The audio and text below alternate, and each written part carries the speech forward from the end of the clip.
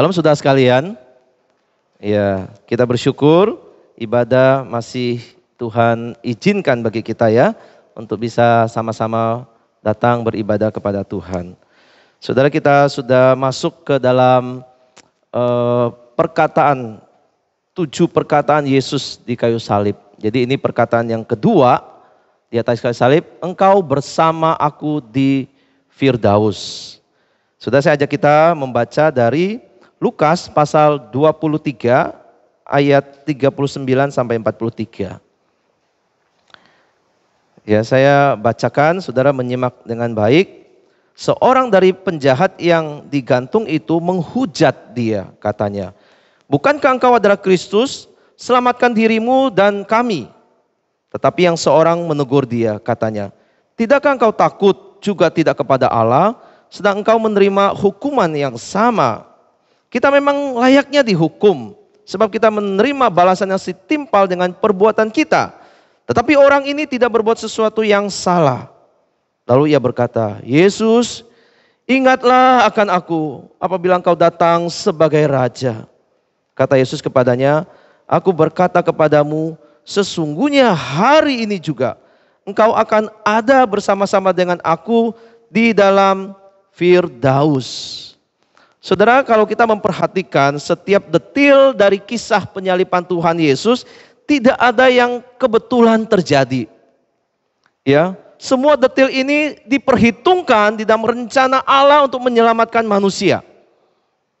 Saudara, kalau saudara pernah merencanakan sesuatu, ya, merencanakan perjalanan yang jauh, atau merencanakan sebuah pernikahan seperti yang kemarin dilakukan, atau merencanakan merenovasi sebuah rumah saudara.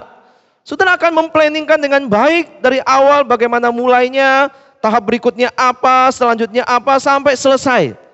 Saudara akan mempunyai gambaran yang utuh dari awal sampai akhir.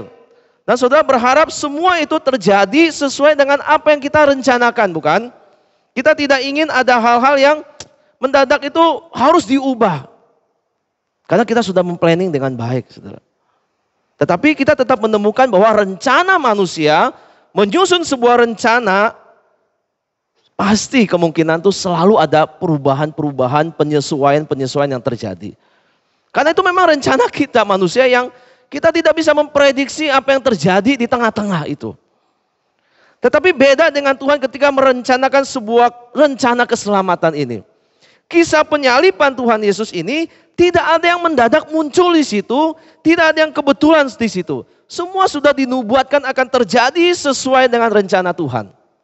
Inilah Tuhan yang Maha Kuasa yang merencanakan. Semua akan terjadi sesuai dengan apa yang Tuhan sudah tetapkan, saudara. Maka kita melihat misalnya jubah Tuhan Yesus itu sudah dinubuatkan di dalam perjanjian lama akan dijadikan undian. Dan itu terjadi waktu penyaliban Tuhan Yesus. Waktu dia katakan bahwa tidak ada satu tulang pun yang dipatahkan. Itu pun terjadi, saudara. 2 penjahat itu kakinya dipatahkan, tapi Tuhan Yesus tidak mengalami patah tulang waktu dia disalibkan itu. Nah, saudara, semua detail ini digenapi. Nah, ada satu hal lagi, saudara, yang sangat menarik juga, yaitu di dalam perikop yang kita baca ini. Bagaimana Tuhan Yesus itu disalibkan di antara 2 penjahat. Ini pun sudah ditetapkan oleh Tuhan. Dan tidak terjadi secara kebetulan, saudara. Ada maksud Tuhan ketika harus memasangkan di dalam samping kiri kanan Tuhan Yesus itu ada 2 penjahat di situ. Dan itu tidak kebetulan. Ada maksud Tuhan di situ dan kita akan menemukan keindahan, keagungan dari rencana Tuhan. Khususnya di dalam kitab Lukas ini, saudara. Ya, saudara, ada yang berpikir bahwa misalnya Pilatus, ya, ada yang mengatakan Pilatus itu sengaja menyalibkan Tuhan Yesus di antara 2 penjahat. Tujuannya, maksudnya adalah untuk lebih menghina orang Yahudi, katanya. Karena apa? Karena ya Pilatus akan berkata begini, lihat ini raja kamu. Dia pantas disandingkan di antara bandit-bandit penjahat-penjahat ini. Dia bukan raja yang baik, itu ya. Seandainya dia benar, tentu dia akan mempunyai penyaliban yang khusus. Yang tidak dicampur oleh orang-orang berdosa, penjahat-penjahat lain. Itu. Nah, itu ada yang berpikir begitu, saudara. Ya, kita nggak tahu niat daripada Pilatus seperti apa. Ya, Pilatus berkali-kali ingin membuktikan Yesus itu salah, tetapi pengadilannya tidak bisa menemukan ada kesalahan apapun dalam diri Tuhan Yesus. Tidak, pengadilan tidak bisa membuktikan kesalahan Tuhan Yesus. Tetapi tetap dia harus diperlakukan sebagai orang berdosa. Tetap harus diperlakukan. Nah, saudara, ini terjadi karena memang sudah menjadi nubuatan di dalam perjanjian lama. Di Yesaya 53 ayat 12 sudah mengatakan begini.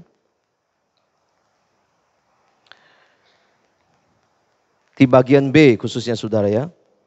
Dan karena ia terhitung di antara pemberontak-pemberontak, sekalipun ia menanggung dosa banyak orang dan berdoa untuk pemberontak-pemberontak. Ini sudah dinubuatkan. Dia akan diperhitungkan di antara para pemberontak, penjahat-penjahat. Bahkan dia berdoa di situ. Ini pun dicatat di dalam nubuatan. Yesus berdoa ketika di antara penjahat-penjahat itu. Ini sudah dinubuatkan saudara. Nah kalau kita perhatikan Injil-Injil kita, Injil Matius, Markus, Lukas, Yohanes, itu semua mencatat Yesus itu disalibkan di antara dua penjahat ini. Namun di Lukas ini ada keunikan yang mencatat percakapan yang tadi saya bacakan. Ada percakapan unik yang menarik di situ ya di antara penjahat ini. Ini tidak ada di dalam Injil yang lain, hanya ada di dalam Lukas, saudara. Nah, Lukas sebetulnya ingin memperlihatkan satu hal kepada kita juga, bahwa cemoohan, hujatan kepada Tuhan itu bukan cuma datang dari prajurit, dari penguasa, dari pejabat-pejabat waktu itu. Tetapi penghujatan kepada Tuhan juga datang dari penjahat yang ada di sebelah Tuhan Yesus itu. Ya. Tadi penghujatan ini, makanya dia di ayat 39 yang penjahat ini mengatakan begini. Bukankah engkau adalah Kristus? Selamatkan dirimu dan selamatkan kami. Dikatakan gitu ya. Jadi ini sebuah kalimat yang ingin memprovokasi Tuhan itu. Buktikan kalau engkau benar-benar Kristus. Buktikan kalau benar-benar adalah Mesias. Selamatkan dirimu. Tunjukkan kuasamu sekarang. Turun dari salib. Mungkin saya akan percaya. Mungkin saya akan langsung menjadi orang yang beriman. Setelah ini memprovokasi Tuhan untuk turun dari salib. Untuk membuktikan kuasanya. Setelah kita percaya Tuhan tuh punya kuasa. Di dalam masa hidupnya dia banyak menyelamatkan orang. Menolong orang dari penyakit disembuhkan. Dari yang kerasukan diusir. Setan pun tidak berkuasa. Dari kematian pun bahkan dibangkitkan. Apa susahnya untuk turun dari salib? Orang mati pun bangkit kok. Orang dibelenggu setan pun setan tunduk. Dan keluar waktu ditengking oleh Tuhan Yesus. Tetapi kita melihat di sini saudara. Yesus tidak menghindari salib. Dia tidak turun dari salib. Dia datang memang karena ketaatannya untuk menggenapi rencana Allah tadi. Menyelamatkan manusia melalui kayu salib. Keselamatan buat semua orang hanya datang melalui salib ini. Kalau Yesus terprovokasi menunjukkan kuasa, Yesus gagal di situ. Tapi Yesus tahu ini sebuah pencobaan untuk dia turun dari salib, selamatkan diri dari rencana Allah. Dari kematian di kayu salib ini. Ini bukan maksud Tuhan. Inilah misi waktu dia datang untuk naik ke atas kayu salib. Untuk menyelamatkan orang yang berdosa. Saudara, orang-orang tidak mengerti ini. Prajurit ataupun penjahat yang menghujat itu pun tidak mengerti ini. Ya, tujuan Yesus datang justru memang menyerahkan nyawanya di kayu salib. Untuk manusia berdosa. Penjahat yang kedua, saudara, dengan nada yang mungkin sudah menyesal, ya, nada-nada yang hopeless, membela Tuhan Yesus mengatakan begini. Ya, tetapi seorang menegur dia, tidakkah engkau takut juga kepada Allah, sedang kau menerima hukuman yang sama? Ya, dia penjahat ini masih ada sebut kata-kata Tuhan loh. Apakah kamu tidak takut akan Tuhan? Kira-kira begitu. Kita ini sama-sama dihukum. Kita ini sama-sama menerima balasan yang setimpal dengan kejahatan kita. Dan dia ingin membela Tuhan Yesus. Ya, membela supaya yang menegur ini berhenti menegur. Saudara mungkin pernah tahu istilah senasib sepenanggungan ya, solidaritas gitu kira-kira. Ya, kalau ada orang kecelakaan misalnya gitu ya. Jadi saya pernah lihat tuh dekat rumah saya juga begitu ya, orang kecelakaan naik motor gitu ya, berdua jatuh dari motor, ya, karena beloknya terlalu tajam, satu beloknya terlalu nikung, yang dibonceng nggak berani terlalu miring, dia balas ke arah yang berlawanan, akhirnya kehilangan keseimbangan, jatuh dua-duanya. Waktu jatuh bertengkar mereka berdua, saling menyalahkan. Ya, yang satu bilang kamu beloknya nggak bener nih, yang satu bilang kamu terlalu tajam beloknya. Jadi saya langsung balik begini refleks, akhirnya motornya kehilangan keseimbangan, nabrak trotoar justru akhirnya jatuh. Orang yang datang langsung nolong, mereka masih bertengkar saudara di situ. Lalu yang nolong bilang kalian itu sama-sama salah. Saya udah lihat kalian sama-sama salah. Ya. Tetapi kalian malah saling menyalahkan, saling menjatuhkan. Kalian bukannya saling tolong, udah jatuh, udah sama-sama terluka. Bukannya nolong tapi malah saling menjatuhkan, saling membuat menderita lebih lagi. Nah saudara, ini namanya solidaritas ya, senasib sepenanggungan. Kalau kita sama-sama senasib ya jangan saling menjatuhkan gitu. Tetapi ketika penjahat kedua ini menegur penjahat pertama, ini bukan soal solidaritas loh. Kita sama-sama dihukum loh sama Tuhan.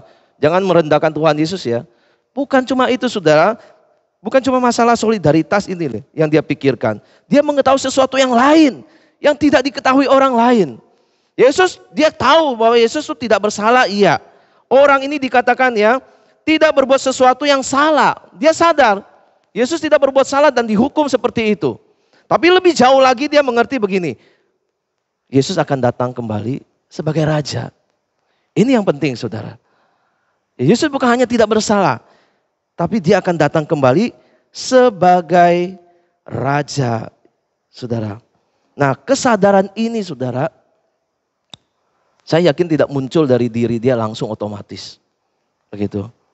Ya, orang yang bisa melihat Kristus sosok yang sungguh-sungguh istimewa sebagai Tuhan, sebagai orang yang akan kembali sebagai Raja.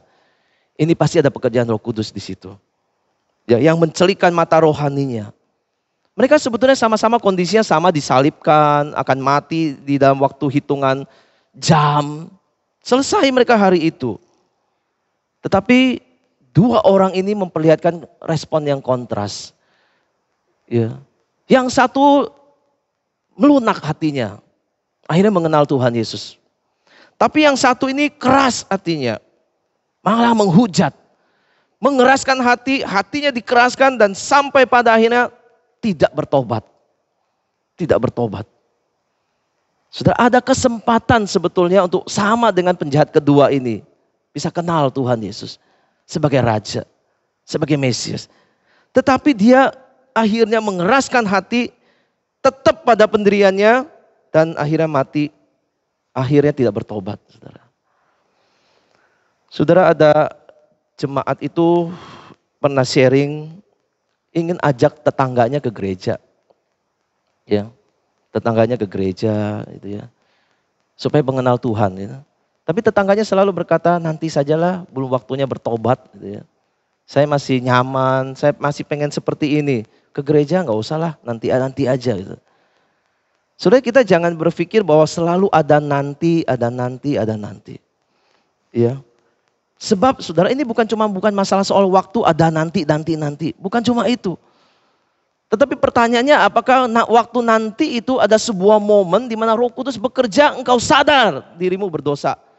Dan engkau sadar mencari Tuhan. Soalnya dua orang ini memperlihatkan dua respon yang lain. Yang satu sungguh-sungguh dicelikkan. Yang satu ada kesempatan tapi tidak mendapatkan peluang untuk mengenal Tuhan.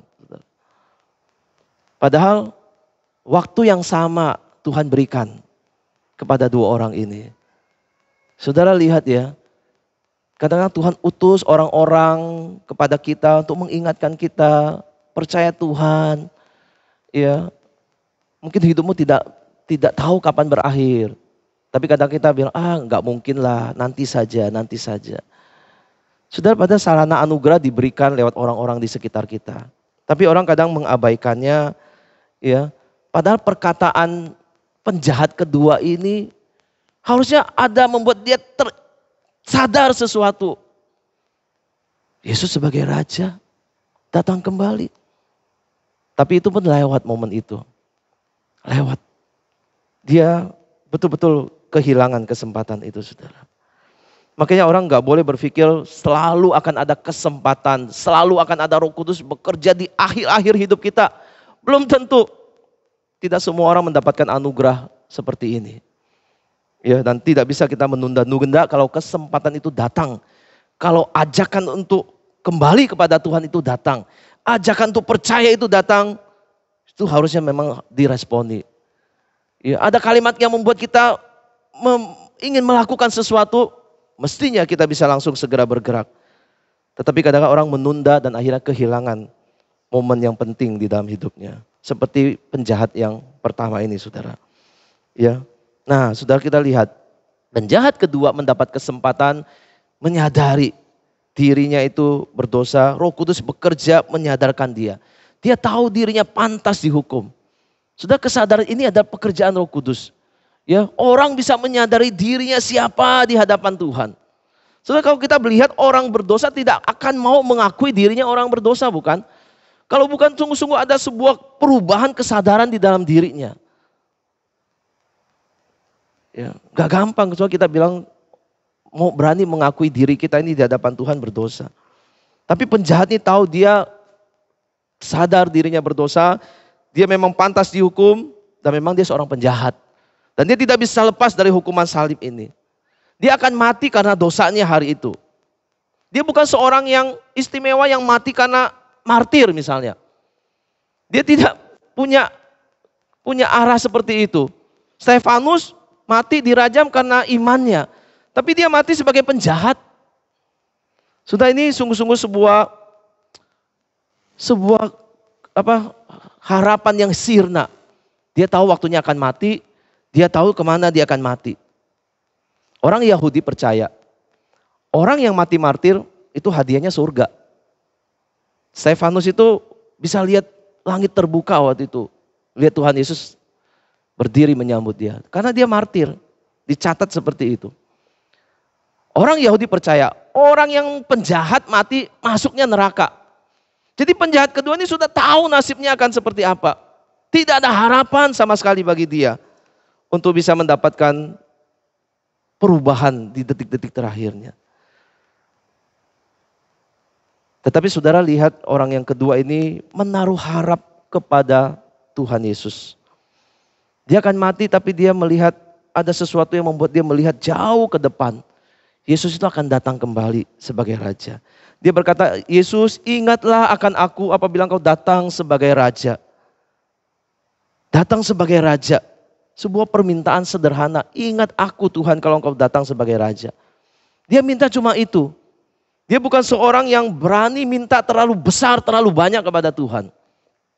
Ya. Saudara, kalau bandingkan dengan murid-murid Tuhan Yesus yang di pasal 22, kemarin di dalam doa pagi dibahas. Murid-murid itu memperebutkan siapa yang terbesar di antara Tuhan, di antara murid-murid Tuhan Yesus. Bahkan Yohanes dan Yakobus pernah minta tempat kanan dan kiri Tuhan Yesus. Mereka merasa dirinya layak untuk itu. Layak mendapatkan tempat yang terhormat, layak untuk menjadi orang yang terbesar. Saudara. Mereka rasa pantas untuk itu. Justru mereka ditegur Tuhan satu-satu. Tapi orang ini dalam merasa dirinya yang berdosa, sudah melakukan kejahatan di masa lalunya, minta seperti itu nggak kebayang, nggak ada di dalam pikirannya. Dia hanya minta Tuhan ingat aku aja. Kalau engkau datang kembali sebagai raja, nggak ada urusan tempat terhormat, siapa yang terbesar, nggak ada di dalam pikirannya. Hanya berharap Tuhan ingat dia waktu Tuhan datang kembali sebagai raja. Saudara, Tuhan melihat kalimat ini, ingatlah akan aku.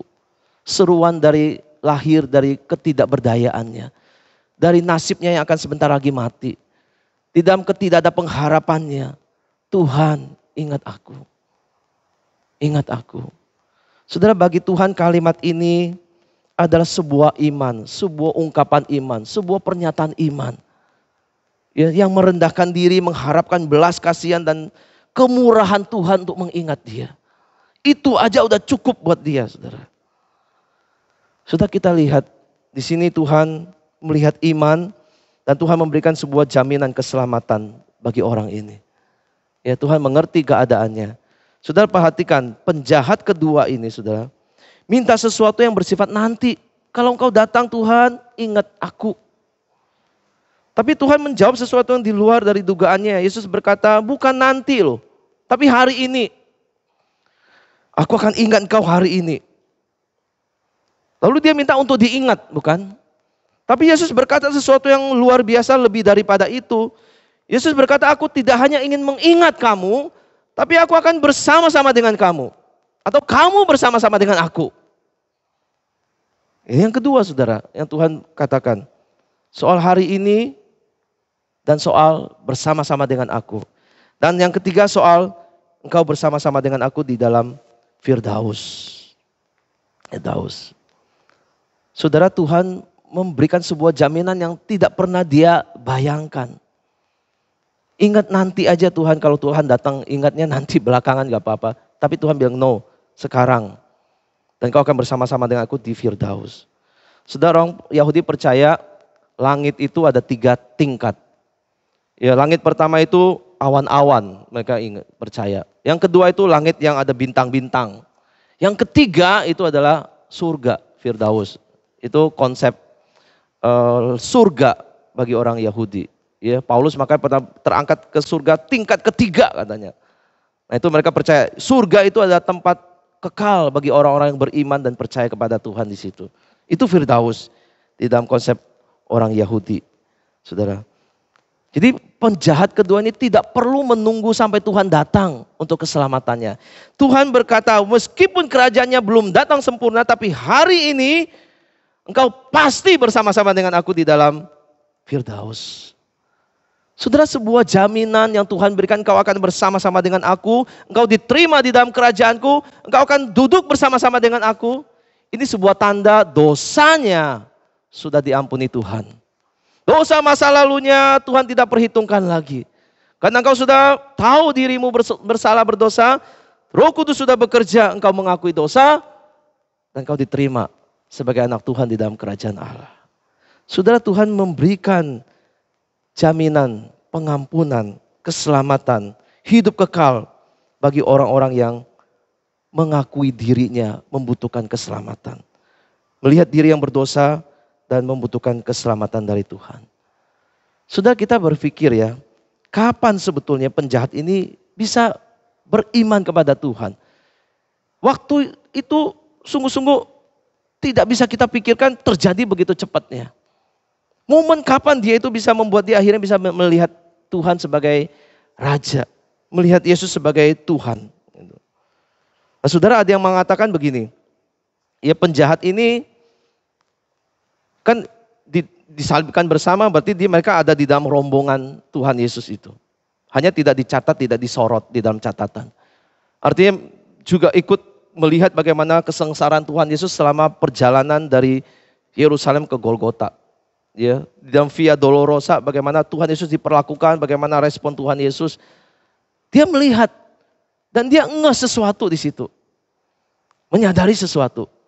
Atau saudara, waktu dia tergantung di kayu salib. Itu kalimat minggu lalu yang dikhotbahkan Musa Felix itu. Ya. Saudara ingat tema minggu lalu?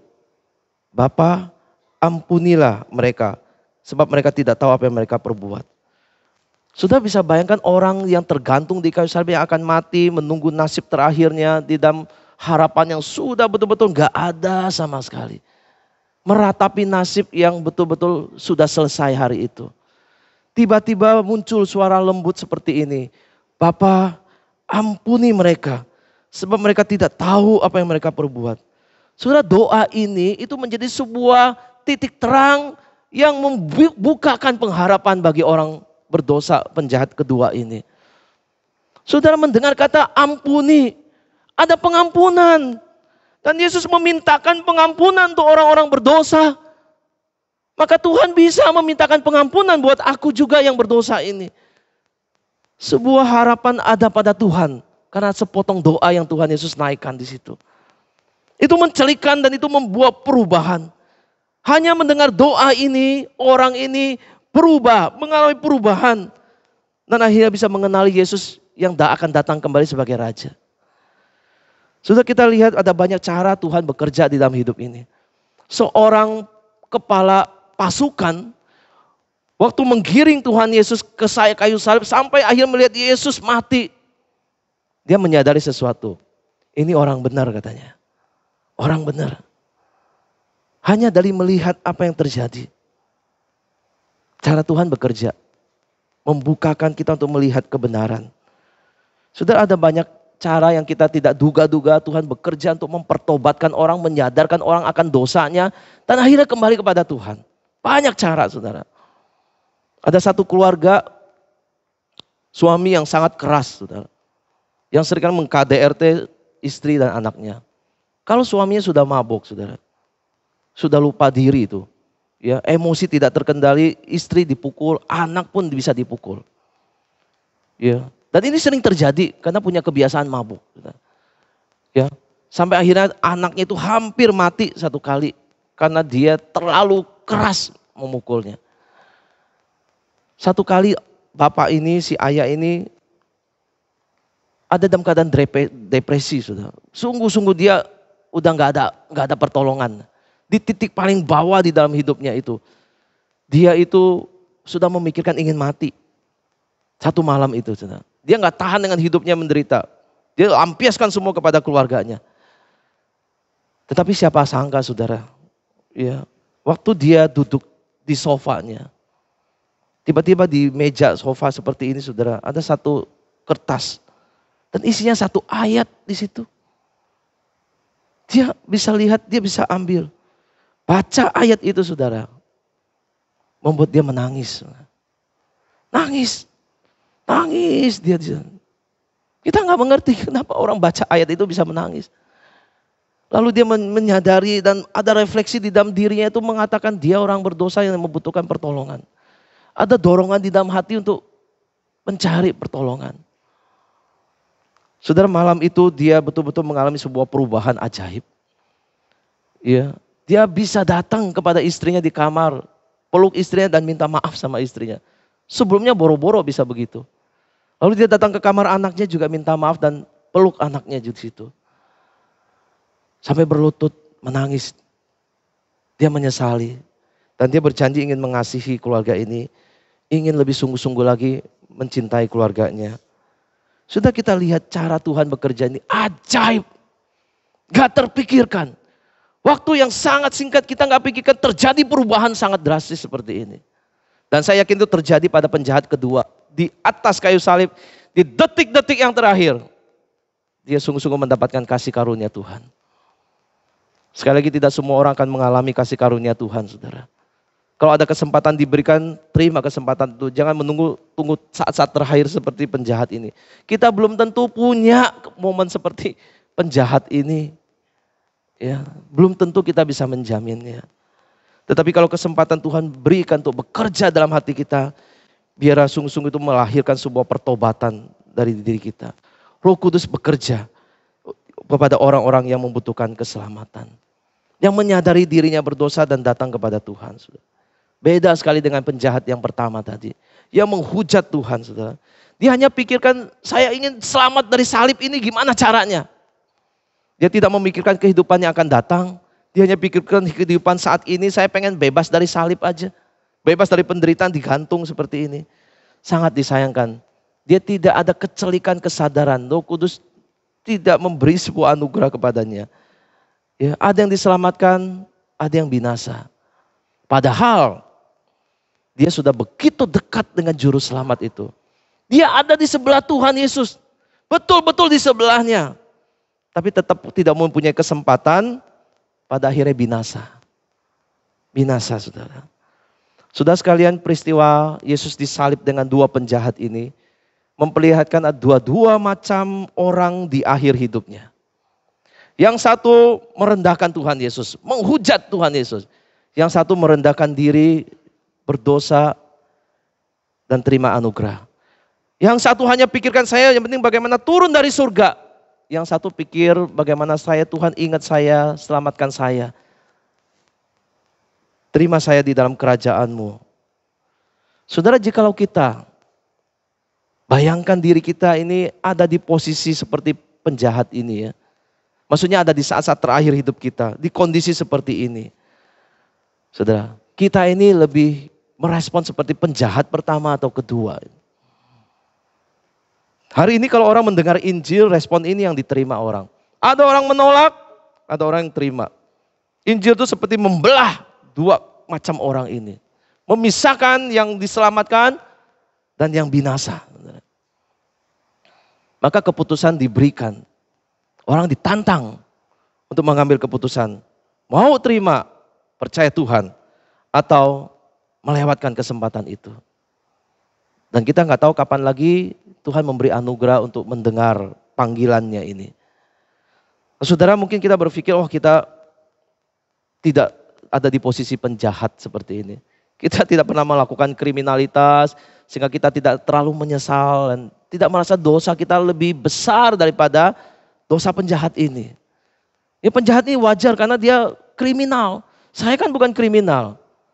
Tapi saudara ingat, semua orang di mata Tuhan berdosa. Satu dosa kecil, dosa bukan masalah perbuatan. Perbuatan kita, dosa masalah hati kita yang menyimpang dari Tuhan. Status kita sudah berdosa, maka kita melakukan dosa. Saudara, itulah dosa. Maka Tuhan melihat semua orang sama berdosanya di hadapan Tuhan. Tetapi kabar baiknya adalah Tuhan tidak pernah membuang orang berdosa. Semua orang memang berdosa, tapi Tuhan tidak pernah membuang orang berdosa. Justru dia datang mencari orang berdosa, saudara. Dan orang yang merasa dirinya berdosa, dia sangat dekat dengan keselamatan itu. Dia sangat dekat dengan keselamatan itu. Sudah seperti Tuhan menerima pemungut cukai yang berdosa. Seperti Tuhan menerima perempuan Samaria yang dikatakan berdosa. Seperti Tuhan menyambut semua orang-orang berdosa, wanita pelacur yang berdosa itu. Itu yang paling buruk Tuhan terima. Tuhan juga akan menerima kita yang datang mencari Dia karena membutuhkan keselamatan. Saudara, Yesus di atas kayu salib tetap ingin menyelamatkan orang berdosa. Maka Dia datang untuk menyelamatkan, mencari dan menyelamatkan yang hilang. Saudara, Tuhan Yesus bermurah hati, baik waktu Dia di pelayanan ataupun waktu Dia digantung di atas kayu salib. Dia tetap menunjukkan kemurahan dan kasih-Nya menerima orang berdosa. Penjahat yang kedua yang bertobat diterima di dalam kerajaan Allah. Dan hari ini Dia di tahta di surga. Dia tetap bermurah hati menawarkan keselamatan itu kepada kita. Saudara. Bahkan sampai menjelang matinya, Dia tetap menawarkan keselamatan. Dia tidak pikir dirinya mati. Karena memang mati untuk memberi keselamatan kepada kita yang berdosa. Saudara sekalian, jikalau kita hidup, ada orang hidup hari ini di dalam penyesalan dosanya. Gak tahu harus cari di mana bagaimana menyelamatkan dirinya. Harusnya dia berdoa seperti penjahat kedua ini. Tuhan ingat aku. Tuhan ingat keluargaku yang berantakan ini. Tuhan ingat sanak familiku yang belum kenal Tuhan. Mereka hidup gak ada arahnya, gak ada maknanya, gak tahu bagaimana menjalani hidup. Tuhan ingat kami. Dan minta belas kasihan Tuhan, anugerah Tuhan tiba pada kita, pada keluarga kita, pada famili kita juga. Karena hanya Yesus, kalau ketika kita percaya kepada Tuhan Yesus, Dia yang akan menjamin dan berkata, engkau, keluargamu, sanak familimu akan bersama-sama dengan aku di dalam Firdaus. Di mana orang-orang percaya dikumpulkan bersama-sama dengan aku. Saudara, jangan bertahan ketika anugerah Tuhan ditawarkan kepada kita. Jangan kita bernasib seperti penjahat pertama ini. Sebetulnya dia dekat dengan keselamatan. Tapi dia melewatkan itu. Dan akhirnya mati dalam keadaan tidak percaya. Tuhan sudah bermurah hati memberikan kita banyak sarana anugerah. Orang-orang Tuhan utus ke rumah kita. Gereja dipakai untuk menyuarakan orang berdosa kembali kepada Tuhan. Dan mohon belas kasihan Tuhan, Roh Kudus bekerja, menyadarkan kita. Membutuhkan Tuhan, membutuhkan juru selamat. Kita bersyukur Tuhan tidak membuang orang berdosa. Sudah bayangkan kalau mainan rusak kita buang, ini semua ciptaan Tuhan manusia yang sudah rusak seharusnya dibuang. Karena sudah tidak berfungsi sebagaimana harusnya. Tapi ciptaan Tuhan tidak dibuang. Tapi Tuhan mencarinya satu persatu kembali. Tuhan perbaharui, Tuhan perbaiki, Tuhan ubahkan.